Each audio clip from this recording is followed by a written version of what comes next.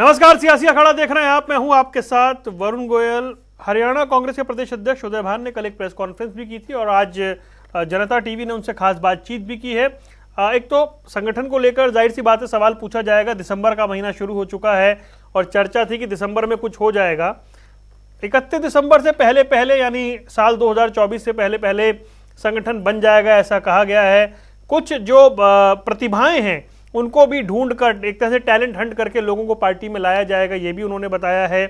एक और बड़ी महत्वपूर्ण बात हुई है, उन्होंने ये तो कहा कि हर नेता अपना अपना कार्यक्रम करे, अच्छी बात है और उससे मजबूती मिलेगी, पर उन्होंने कहा कि कुमारी शैलजा के कार्यक्रम की फिलहाल उनके पास जानकारी नहीं है और कोई चर्चा भी नहीं हुई है। वो तो खैर समय आएगा तब पता लग जाएगा कि कितनी चर्चा होती है और क्या कुछ कार्यक्रम रहने वाला है। संगठन को लेकर के 23 का समापन और 24 की शुरुआत, हम जानते हैं समय नहीं बचा है। बनेगा, कब तक बनेगा, 31 दिसंबर से पहले कैसे बन जाएगा, 5 राज्यों के नतीजे आने के बाद तुरंत बन जाएगा, और क्या हम ये मान लें कि एक परिपाटी है, ये ऐसे ही चलेगा, चर्चा करेंगे। पहले आपको सुनवाते हैं उदय भान ने क्या कुछ कहा है जनता टीवी से।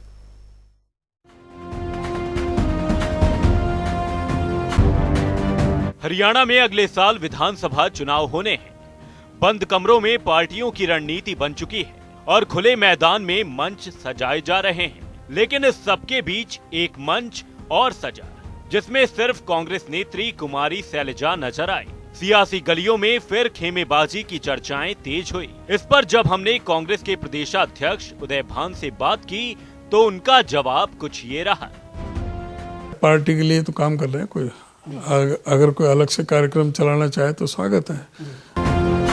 अब बात कांग्रेस की हुई है तो संगठन की भी होनी लाजमी है। हालांकि इस बार उदय भान ने डेडलाइन नए साल तक बढ़ा दी है। हो जाएगा श्रीमान 2023 में जी। तो ये 2023 दिसंबर डेडलाइन है सर? बिल्कुल हो जाना चाहिए। बहरहाल जहां इन तमाम दावों और बयानों के बीच हर पार्टी पूरे दमखम के साथ आने वाले चुनावों की तैयारी कर रही है, वहीं कांग्रेस में इस तरह की खटपट होना पार्टी की रणनीति पर सवालिया निशान उठा रहा है।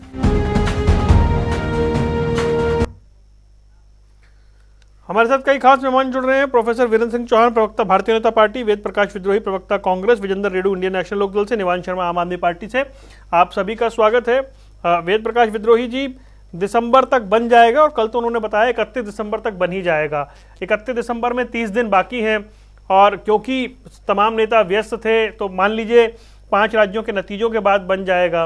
और क्या बिना बने भी गाड़ी आगे बढ़ सकती है? बढ़ाने के बाद और आपस में खींचतान ना हो जाए, इसलिए ये मान लिया जाए कि ये बार बार कहा जा रहा है बन जाएगा, कोई खास जरूरत नहीं है बनाने की। रेड्डी जी को, भाई निवान शर्मा जी को, भाई प्रोफेसर वीरेंद्र चौहान जी को और सियासी अखाड़ा जनता टीवी के दर्शकों को मेरा नमस्कार। जहां तक संगठन की बात है, संगठन की जरूरत हमेशा रहती है और संगठन बनना चाहिए, और ये कहना या ये मानना की आवश्यकता नहीं है, इस बात से तो मैं इत्तेफाक नहीं रखता। पर हाँ, ये जरूर है कि कांग्रेस का हरियाणा में बिना संगठन भी काम धड़ल्ले से चलता है, मजबूती से चलता है। अगर नहीं भी बनेगा तो कोई बहुत ज्यादा असर कांग्रेस की संभावनाओं पर नहीं पड़ने वाला। और जहां तक दिसंबर की बात है, अक्टूबर के तीसरे सप्ताह में ही ये तय हो गया था कि भाई अब अगली बैठक, ये जो अपने विधानसभा 5 राज्यों के चुनाव होंगे उसके बाद होगी, और वो 3 के बाद होगी, 3 से 10 दिसंबर के बीच में होगी। ये बात मेरी आपकी जब अक्टूबर के अंदर हमारी आखिरी बार एक बार चर्चा हुई थी तब भी मैंने बताया था कि भाई अब तो तभी होगा। अब हो सकता है, अब खबरें आ रही हैं कि भाई 3 दिसंबर के बाद कभी भी दिल्ली के अंदर, क्योंकि सारे नेता अवेलेबल होंगे, पार्लियामेंट का सेशन चल रहा होगा, ऐसी कोई संभावना है नहीं। तो इसलिए हो सकता है कि दिसंबर के पहले सप्ताह में बैठक होने के बाद 31 दिसंबर तक संगठन बन जाए, क्योंकि जो जमीनी कार्यक्रम है, जमीनी जो वर्क करना था वो तो हो चुका है, ब्लॉकों में भी पूरा हो चुका है, जिलों में भी हो चुका है, और हमारे पर्यवेक्षक जो भी लगाए गए थे वो आजकल भी दिल्ली किसी न किसी जिले ब्लॉक में घूम रहे हैं, वो सारी प्रक्रिया पूरी कर ली गई है। और जहां तक मेरी व्यक्तिगत जानकारी है 3-4 जिलों को छोड़कर कोई बहुत ज्यादा लंबी चौड़ी अभी कोई विवाद भी नहीं है, तो संभावना है कि बन भी जाए और ना भी बने। अब अपने उदय भान जी अध्यक्ष हैं, वो सर्वोच्च हैं, मेरे बहुत ज्यादा जानकारी उनके पास होती है, तो मैं तो उनकी ही बात को मानकर कह सकता हूं। अगर वो कह रहे हैं कि 31 दिसंबर तक बन जाएगा तो हो सकता है घोषणा हो जाए। और जहां तक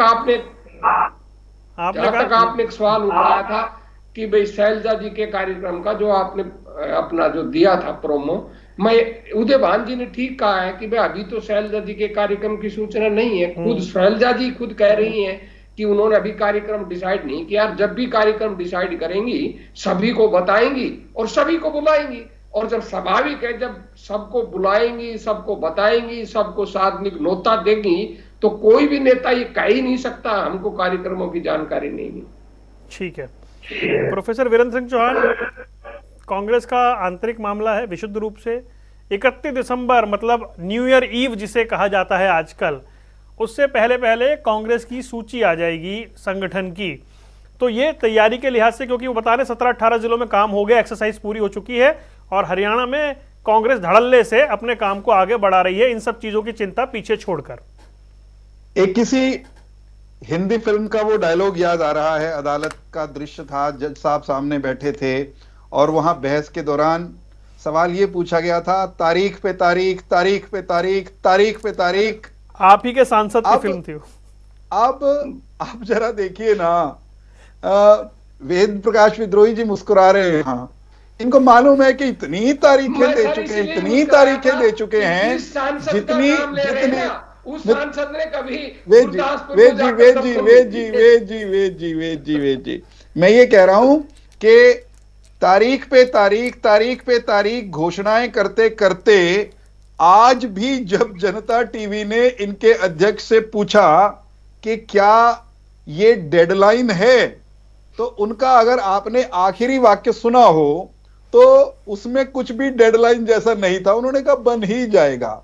उसका कारण है साहब, समझना पड़ेगा। मैं नहीं मानता कि कांग्रेस की लीडरशिप संगठन बनाना नहीं चाहती।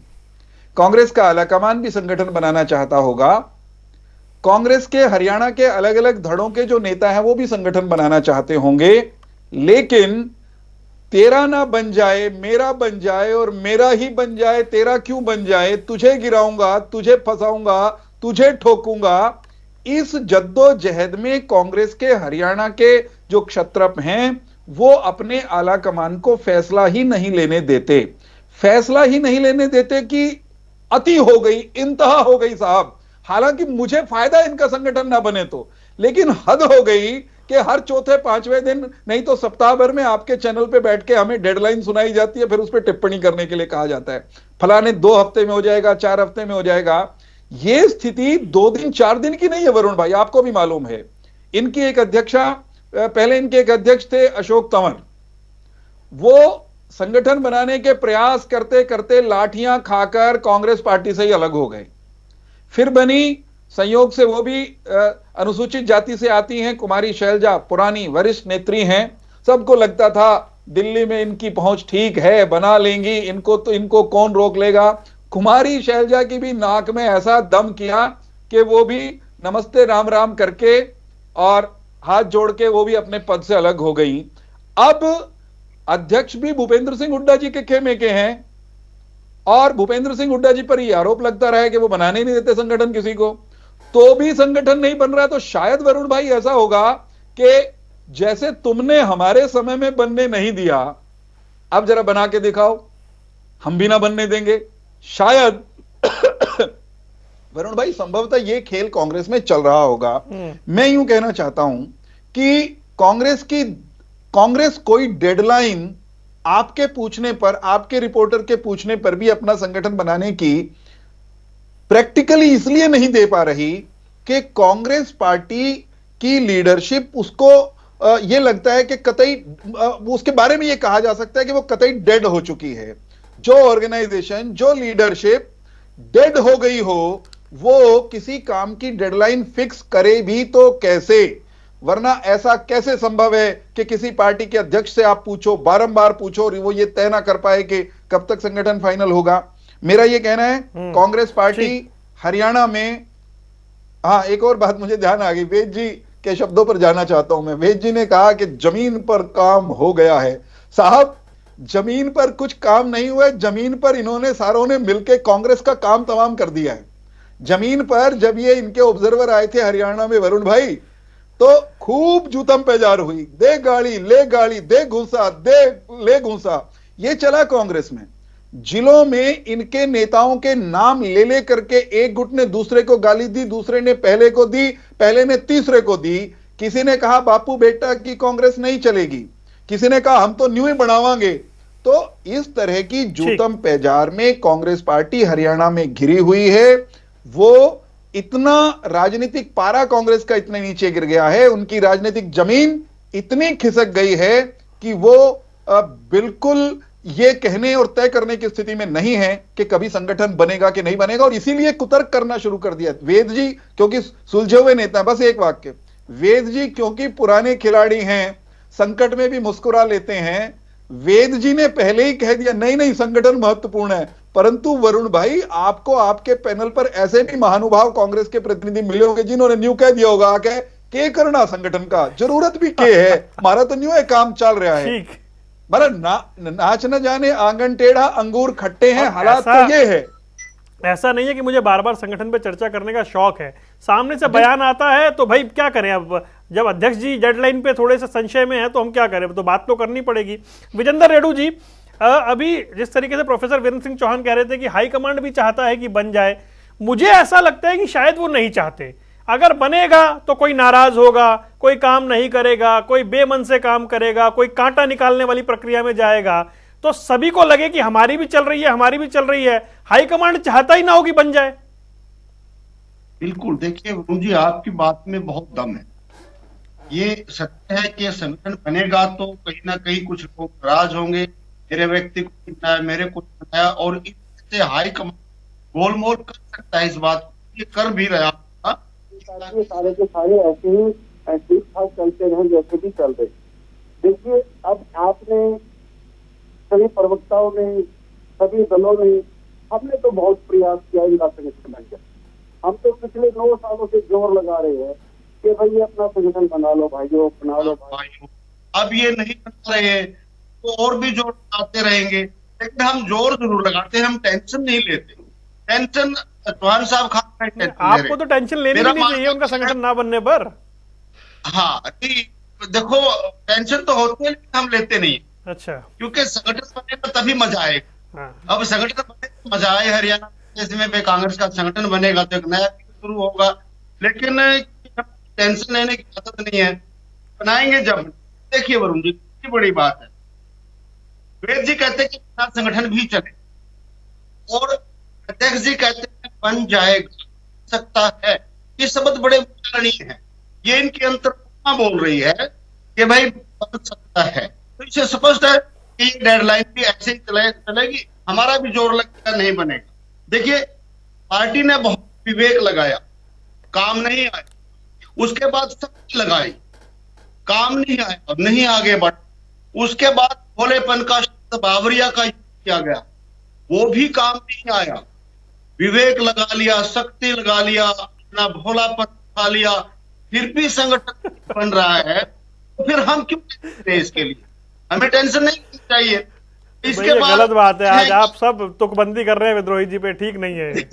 हम विद्रोही जी का बढ़ा रहे हैं, क्रिएट कर रहे हैं उनका। मैं विद्रोही जी को कहता हूँ टेंशन नहीं लेने का। दूसरी बात शैलजा जी ने रखे हैं, देखिए कितनी बड़ी बात है, लेकिन टेंशन हम फिर भी नहीं लेंगे। शैलजा जी बुलाएंगे तो हम जाएंगे। What authority? शैलजा जी ने प्रोग्राम रख दी है, कौन सी अथॉरिटी से रख दी है? उदयवान जी कहते हैं बुलाएंगे तो जाएंगे, प्रदेश अध्यक्ष कहता है बुलाएंगे तो जाएंगे, नेता पुष्टि कहता है बुलाएंगे तो जाएंगे। इसका मतलब क्या है कि देखो टेंशन नहीं लेना, वैसे तो आखिर क्यों शैलजा जी बुलाएगी आपको, और क्यों आपके नहीं शैलजा जी तो बुलाने को तैयार हैं। वो कह रहे हैं पर्सनल कार्यक्रम में नहीं जाता, मैं आधिकारिक कार्यक्रम में जाऊंगा। 90 विधानसभा में शैलजा जी जाएंगी या तो उनके किसी पारिवारिक कोई शादी है वहाँ पर 90 के 90 हल्कों में, है कोई ऐसा मामला कि उनको कोई बच्चे ने जन्म लिया तो उनके जो पर्सनल प्रोग्राम होगा,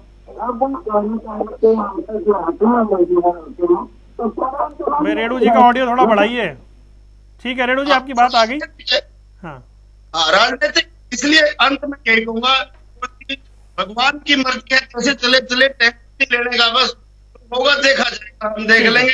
लेकिन अगर संगठन की बात है तो एमएस वाला जैसे बना रहे हैं, हर रोज एक लिस्ट बना रहे हैं और वो ये डेडलाइन नहीं देती, लिस्ट ही आ जाती है तब संगठन बनते हैं।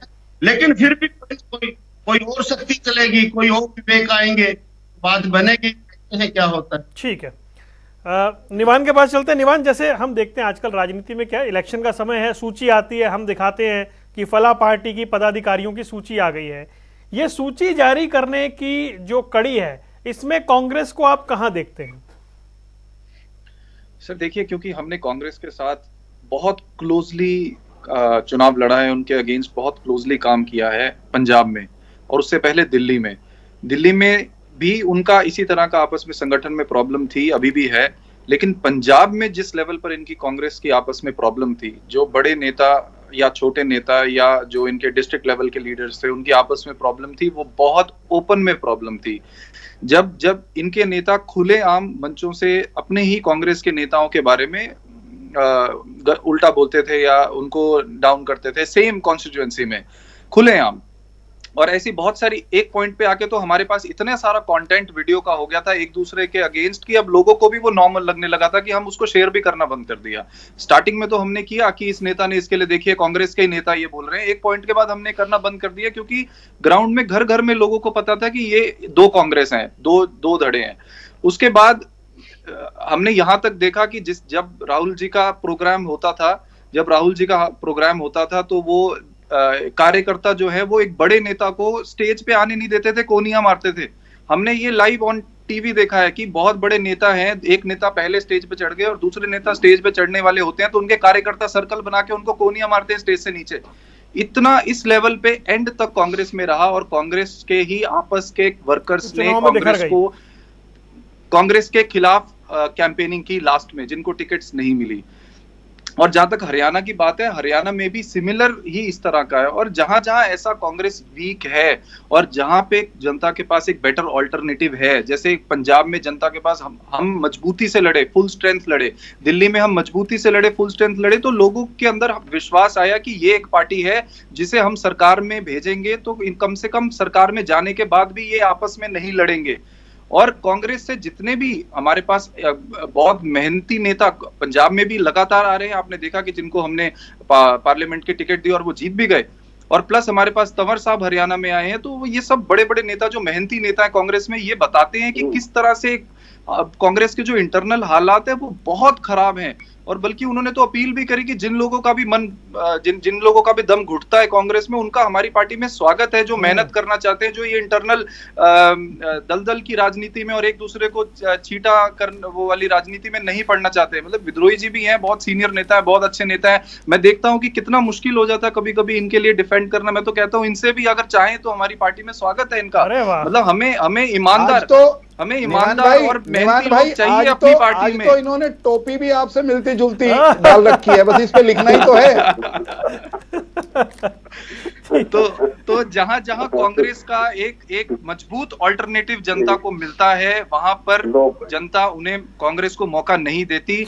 हरियाणा में हम पूरी ताकत से चुनाव लड़ेंगे और हम पूरी जनता को यह विश्वास दिलाएंगे कि आपको कांग्रेस के साथ जाने की जरूरत नहीं है, क्योंकि अगर ये सरकार में भी आएंगे तो ये आपस में लड़ेंगे, जनता के काम नहीं होंगे। ठीक है, वेद प्रकाश विद्रोही जी, सीधा सवाल, क्या पंजाब कांग्रेस की राह पर है हरियाणा कांग्रेस? क्योंकि पंजाब में मैंने देखा था, शायद इतिहास में पहली बार हुआ था कि मंत्री राणा गुरजीत अपने ही पार्टी के कैंडिडेट के खिलाफ प्रचार करने गया विधानसभा में, दूसरी में। बिल्कुल। तो क्या ये पंजाब कांग्रेस की राह पर चल रही है हरियाणा कांग्रेस, या अभी समझ नहीं पा रही है? वरुण जी, सबसे पहले तो मैं ये कहना चाहूंगा, आपने कहा कि भाई तंज मत कसो, मैं अपने सभी साथियों से कहता हूं खूब कसो, कोई मुझे आपत्ति नहीं है, क्योंकि जैसा संगठन के मामले में हम कमजोर स्थिति में हैं और जब कोई पार्टी कमजोर स्थिति में हो और दूसरा दल उस पर बोले नहीं, और बोले तो हम खिसियाए, मैं समझता हूं कोई अच्छी बात नहीं। आप जरूर तंज कसें। और वहीं मैं आपको एक बात कहना चाहता हूं, अब हरियाणा कांग्रेस के कार्यकर्ताओं को आप हिम्मत देखिए, 12 साल से संगठन नहीं है, कोई पदाधिकारी नहीं है, और फिर भी मजबूती से खड़े हैं, भाजपा की नाक में नकेल डाले हुए हैं, मुकाबला कर रहे हैं, इनसे ज्यादा जलसे जुलूसों में भीड़ करते हैं और इनसे ज्यादा संघर्ष करते हैं। और भाजपा हमसे कितनी डरी हुई है ये हरियाणा का बच्चा बच्चा जानता है। और जहां तक हमारे विपक्ष के दूसरे सहयोगी साथी हैं, भाई आप चाहे जितनी बात हम पर तंज कस लें, चाहे जितने आप दावे कर लें, पर आप एक बात गांठ बांध लें, हरियाणा में तो हमारा और कांग्रेस का ही मुकाबला है। आप अतिथि कलाकार हैं। हाँ, बीजेपी का बिल्कुल सही कहा आपने, मुकाबला है, बिल्कुल सही कहा। सुन लीजिए सर, सुन लीजिए सर, माफ कीजिएगा, सुन लीजिए सर, आप अतिथि कलाकार हैं, आप आते रहिए, जाते रहिए, नाच गाना करिए, मनोरंजन करिए, जनता आपको भाव देने वाली नहीं है। और आप हम पर कह रहे हैं, आपके मैं एक एक नेता को व्यक्तिगत रूप से जानता हूं, जिस दिन कांग्रेस उनको ये कह देगी मैं हम तेरे को टिकट दे देंगे, आपकी पार्टी में कोई बचेगा नहीं। आपने पंजाब का उदाहरण दिया कि हमने बहुत एकदम कांग्रेस को रिप्लेस कर दिया। आप मुंगेरी लाल के हसीन सपने ले रहे हैं। पंजाब में आपने कांग्रेस को रिप्लेस नहीं किया। आप पंजाब में 2014 में ही नंबर 2 थे, 2019 में भी नंबर 2 थे, और 2021-22 का जब चुनाव आया तब आप नंबर 1 पर आ गए, हम नंबर 2 पर चले गए। अगर आपने पंजाब में किसी को रिप्लेस किया है तो वो अकाली दल भाजपा गठबंधन को किया है, हमें नहीं किया। हम तो अब भी वहां प्रमुख विपक्षी दल है। हाँ, दिल्ली में आपने जरूर हमको रिप्लेस किया है, ये है सत्य। पर पंजाब में आप गपोड़े मारना छोड़िए और ये कहना छोड़िए हम थे नहीं, आप 2014 से। ठीक है विद्रोही। और जहां तक इनेलो का सवाल है, इनेलो के विषय में तो भाई माफ करना विजेंद्र जी, मैं तो कटु सत्य कहने का आदी हूं। और मेरा चौटाला साहब का तो 36 का आंकड़ा है, और जब से आंकड़ा है जब चौधरी साहब मुख्यमंत्री हुआ करते, अगर मैं सत्य आपकी टिकट कट गई थी, चलो कोई बात नहीं, टिकट मैं व्यक्तिगत बात को नहीं ला रहा, तब से मेरा उनका 36 का आंकड़ा है। और पूछ लेना, खुलेआम उनके खिलाफ बोलता हूं। आप इनेलो की हालत तो ये हो गई है, एक थी इनेलो, बात खत्म। आपकी तो हालत ये होगी, आपको रिप्लेस कर दिया जजपा ने। ठीक है। अब आपने आपके सवाल का जवाब जल्दी से, आपने एक सवाल का जवाब किया कि क्या पंजाब बन जाएगा?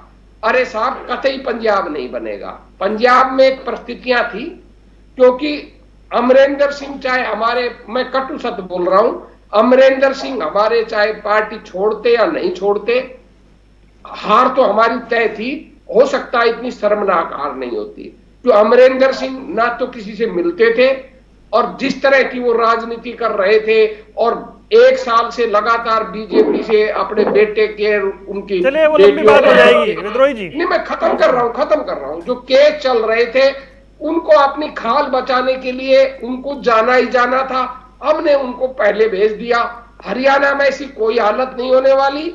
आप यही सपना हिमाचल में ले रहे थे, यही सपना कर्नाटक में ले रहे थे, यही राजस्थान में ले रहे थे, मैं सचिन गया, फलाना गया, कोई नहीं गया। हरियाणा में भी कोई नहीं जाएगा। हम मजबूती से रहेंगे, और आप मेरी बात को गांठ बांध ले, 2024 में कांग्रेस सत्ता में होगी। हाँ जी, चौहान साहब बोलिए। बस मुझे तो ये कहना है, देखिए कुमारी शैलजा से जब मीडिया के मित्रों ने पूछा कि चल क्या रहा है आपकी पार्टी में, तो उन्होंने बहुत स्पष्ट शब्दों में अपनी बात कही थी, और उन्होंने कहा था कि हमारे यहाँ जो है असली और नकली कांग्रेस की लड़ाई चल रही है।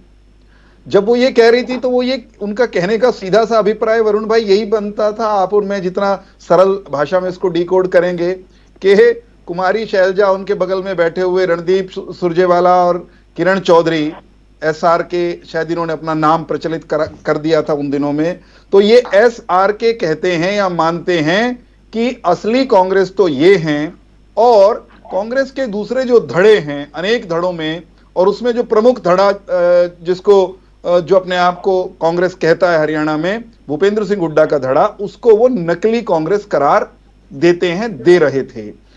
तो कांग्रेस के भीतर अभी असली नकली का खेल चल रहा है। कांग्रेस के भीतर यह खेल भी चल रहा है कि इनका चुनाव के समय लीडर कौन हो, लीडर भूपेंद्र सिंह हुड्डा हो, वे अपने पुत्र की ताजपोशी कर पाएं या न कर पाएं, एक संघर्ष इनके यहां यह चल रहा है। एक उहापोह इनका यह भी चल रहा है, कांग्रेस में भूपेंद्र सिंह हुड्डा खेमे के लोग के विरोधी, भूपेंद्र सिंह हुड्डा जी के जो विरोधी हैं, वो ये भी लगातार प्रचलित कर रहे हैं, साथ में हमारे इनेलो के मित्र भी उसमें शामिल हो जाते हैं सुर में सुर मिलाने में, कि भूपेंद्र सिंह हुड्डा तो कांग्रेस छोड़ सकते हैं ऐन मौके पे। तो जो आज की तारीख में अपने आप को असली कांग्रेस माने जो काबिज हैं सत्ता पे, उनके बारे में संशय यह है कि वो भाजपा के कहने पे कांग्रेस छोड़ सकते हैं। मैं नहीं कह रहा, आम आदमी पार्टी कहती है, लोकदल कहती है। और जो अपने आप को असली कांग्रेस कहते हैं और भूपेंद्र सिंह हुड्डा को नकली कांग्रेस बताते हैं, वो उनको कांग्रेस मानते नहीं हैं। तो असल में कांग्रेस में इस समय जो कुछ चल रहा है वरुण भाई, उसको हमारे यहां हरियाणवी में कहते हैं आड़माड़।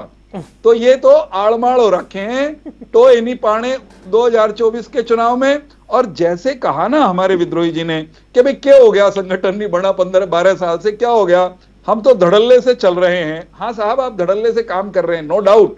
जो लोग भी कांग्रेस के नाम पे अपने अलग अलग काउंटर चला रहे हैं, वे काम कर रहे हैं, धड़ल्ले से कर रहे हैं, अपने अपने झंडे उठा करके, अपने अपने नाम उठा करके वो चल रहे हैं, दूसरों को गाली दे रहे हैं। और जितना चल और मचल रहे हैं, उसका नतीजा यह है कि 2 चुनाव पिछले आपने लगातार हारे हैं। यूं ही चलते रहिए, यूं ही मचलते रहिए, यूं ही एक दूसरे पर तंज कसते रहिए, एक दूसरे को धोते रहिए, पीटते रहिए। आप ऐसे ही चलते रहेंगे, प्रतिपक्ष में बैठे हुए 2024 में भी निश्चित तौर पर आप नजर आएंगे, हमको विश्वास है। 2024 में कांग्रेस को अवसर नहीं मिलेगा, क्योंकि मतदाता को यह समझ में नहीं आ सकता कभी भी कि कांग्रेस है क्या, कांग्रेस किस जीव का नाम है, असली कौन सी है, नकली कौन सी है। आड़माड़ कांग्रेस में से वो उसमें से चुने किसको, कहां जाएं। जो कांग्रेस का भी मतदाता है वो कंफ्यूज होकर के अंततोगत्वा वो भारतीय जनता पार्टी के साथ आने वाला है, जेन्युइन सोचने वाला मतदाता। ठीक है, सोचने वाला हरियाणवी कंफ्यूज कांग्रेस से। रेणु जी की बारी है। वेद जी एक वाक्य केवल जल्दी से। मैं ये कह रहा हूं कि कांग्रेस की कंफ्यूज लीडरशिप के द्वारा फैलाए गए भ्रमजाल से आड़माड़ हुई कांग्रेस के बचे खुचे मतदाता, वे भी अंततोगत्वा हमारे साथ आने वाले हैं। भारतीय जनता पार्टी का कुनबा मतदाता संख्या के रूप में भी और नेताओं के रूप में भी आगे बढ़ेगा, देखते जाइए। विजेंद्र रेणु जी भाई वो कह रहे हैं हमारी छोड़िए, एक थी इनेलो। हाँ, इसी यहीं से मैं शुरू करते हुए ये कहना चाहूंगा, ये हमारे बड़े वरिष्ठ प्रवक्ता साथी हैं, नेता हैं कांग्रेस पार्टी के। 2016 का वो दिन याद कीजिए जब पूरे प्रदेश में चारों तरफ से ये आवाज आने लगी थी कि हरियाणा प्रदेश में 2019 में इनेलो की सरकार बनने जा रही, और 100% गारंटीड वो बनती भी सरकार यदि हमारी पार्टी का विभाजन नहीं होता। इंडियन नेशनल लोकदल पार्टी का ये एक बुरा चिन्ह लगा लो, विभाजन हुआ और हम बहुत नीचे चले गए। लेकिन अब 2019 में जिस प्रकार से 19 में सरकार बनी, सरकार के बाद के जो हालात है उससे दोबारा से फिर वही आवाज लगने लगी है कि 2024 में इनेलो की सरकार बनेगी। और आज मैं आपके चैनल के ऊपर बड़े दावे और विश्वास के साथ कह सकता हूं कि 2024 में हरियाणा प्रदेश के मुख्यमंत्री अभय सिंह चौटाला बनेंगे। ये तो आप लिख लिए। दूसरी बात, इन्होंने कहा मेरा इनेलो के साथ देवीलाल जी के समय से ही 36 का आंकड़ा है। तो मैं कैसे उम्मीद करूं कि इनके मुंह से फूल बरसाने का काम करेंगे। इन्होंने तो ये कहना ही कहना था, क्योंकि इन्होंने पहले ही स्पष्ट कर दिया मेरा तो 36 का आंकड़ा है। भाई ये प्रदेश सुन रहा है, वो समझ गए कि जानबूझ करके, क्योंकि इनको लग रहा है इनेलो आ रही है, इसलिए ये ऐसे वचनों का प्रयोग कर रहे हैं। दूसरी बात, मैं इनको टेंशन फ्री करने के लिए कहूंगा, दीवान भाई ने थोड़ी सी बात कही कि हरियाणा प्रदेश में 2 कांग्रेस है, 2 नहीं मैं कहता हूँ 3 है, जिनकी शक्ति को मैं और बढ़ाता हूँ, एक ग्रुप और बढ़ा देता हूँ। 3 कांग्रेस है, एक कांग्रेस है, एक भूपेंद्र कांग्रेस है, एक SRK कांग्रेस है। 3 कांग्रेस है। इनका आपसी इलेक्शन होना है, देखते हैं कौन जीतेगा कौन हारेगा। और देश का इलेक्शन थोड़ा इन्होंने लड़ना है, इन्होंने तो आपस का इलेक्शन लड़ना है। ये कहते हैं कि मुकाबला होगा हमारा और बीजेपी के साथ। बिल्कुल मुकाबला होगा माय डियर एल्डर ब्रदर, आपका मुकाबला होगा, आपका दूसरे और तीसरे नंबर का मुकाबला होगा। आप सत्ता में नहीं आएंगे, ये आप लिख लो आज विद्रोही जी, इसमें कोई शक नहीं है। और हम तंज नहीं कसते मेरे भाई, हम तो आपका कॉन्फिडेंस क्रिएट कर रहे हैं, इसलिए मैंने बार बार यूज किया कि टेंशन मत लेना बड़े भाई, आप टेंशन मत लेना, तंज नहीं कस रहे हम तो, बल्कि आपका हौसला बढ़ाने के लिए कह रहे हैं कि कोई ना कोई तो वो शुभ दिन आएगा ही आएगा। 9 साल हो गए हमारे को टाइम बाउंड होते होते होते होते, तो किसी दिन तो टाइम बाउंड से बाहर निकल करके जाएंगे ना, और संगठन भी बनेगा जरूर बनेगा। हौसले से सबका काम हो जाते हैं, हौसला बनाए रखना चाहिए आदमी को, तो कभी न कभी सफलता जरूर मिलेगी। कम से कम 2024 तक आपका संगठन तो कम से कम बन जाए, तो उसी में एक बड़ी सफलता होगी। मैं चलो कांग्रेस का इस योजना में संगठन बन गया। 31 दिसंबर की डेडलाइन है, नया साल कांग्रेस ऐसे मनाएगी, देखते हैं, चलिए इंतजार करेंगे। निमान, रिएक्शन आपका जल्दी से। सर देखिए, विद्रोही जी बहुत सीनियर प्रवक्ता है, मैं बहुत रिस्पेक्ट करता हूं उनकी, एंड विद ड्यू रिस्पेक्ट मैं इनसे बिल्कुल डिसएग्री करता हूं जो इन्होंने 2-3 बातें बोली, और मैं विद फैक्ट आपको बताता हूं कि कैसे इन्होंने गलत जानकारी दी। नंबर 1, इन्होंने बोला कि हमने कांग्रेस को रिप्लेस नहीं किया, तो सत्ता में तो कांग्रेस ही थी, और उसको सत्ता से हटा के अगर हम सत्ता में आए तो हमने रिप्लेस तो कांग्रेस को ही किया। कांग्रेस के बड़े से बड़े नेताओं को हमारे 24-25 साल के लड़कों ने, लड़कियों ने हराया है, जिनको कोई नहीं जानता था। मोबाइल रिपेयर करने वाले ने आपके मुख्यमंत्री को हरा दिया। ये है आम आदमी पार्टी की ताकत। आपने कहा कि हम कांग्रेस के टिकट दे तो हमारे नेता आ जाएंगे। हम सर नेताओं की पार्टी नहीं है, हम वॉलंटियर्स की पार्टी है। हम ग्राउंड में से एक ऐसे आम इंसान को खड़ा करेंगे जिसको कोई नहीं जानता होगा, और वो आपके बड़े से बड़े नेता को हराएगा। आप मेरी बात याद रखिएगा। हरियाणा में जितनी ताकत से हम लड़ेंगे, हम कांग्रेस को मौका नहीं देंगे बीजेपी के खिलाफ खड़े होने का, क्योंकि जनता चाहती है बीजेपी को एक ही पार्टी हराए जो पूरी ताकत से लड़े, और कांग्रेस के पास वो ताकत नहीं है कि वो एक होके लड़े। एक होके केवल और केवल आम आदमी पार्टी पूरी ताकत से ऑल 4 कॉर्नर से बीजेपी को हराएगी हरियाणा में। चलिए ठीक वरुण है भाई, कांग्रेस के पास ताकत नहीं है, निवान जी की पार्टी पर हरियाणा भरोसा नहीं करता, इसलिए हरियाणा में 2024 में इनमें से किसी की बारी नहीं आने वाली। निवान भाई, हरियाणा के हिस्से का पानी मारने वालों को हरियाणा की जनता कबूल नहीं करेगी। हरियाणा की जनता आपको तो आपसे तो हिसाब एफआईआर का मांग लेगी, क्या जवाब दोगे? कौन से चेहरा लेके विद्रोही जी के हरियाणा में जाओगे? चेहरा लेके अंबाला में, करनाल में आओगे? नहीं निवान भाई, अभी आपके लिए चंडीगढ़ बहुत दूर है, अभी आपके लिए हरियाणा बहुत दूर है। ठीक है। फैज अहमद फैज का एक शेर याद आ रहा है, संगठन की सूची आनी है, वो आ रहे हैं, वो आते हैं, वो आ रहे होंगे, शबे फिराक ये कहकर गुजार दी हमने। चलिए देखते हैं वो रात आएगी संगठन वाली। आप चारों मेहमानों का जुड़ने के लिए बहुत बहुत शुक्रिया। सियासी अखाड़ा देख रहे थे आप, यहाँ रुक रहे कुछ देर के लिए। खबरों का सिलसिला लगातार जारी है।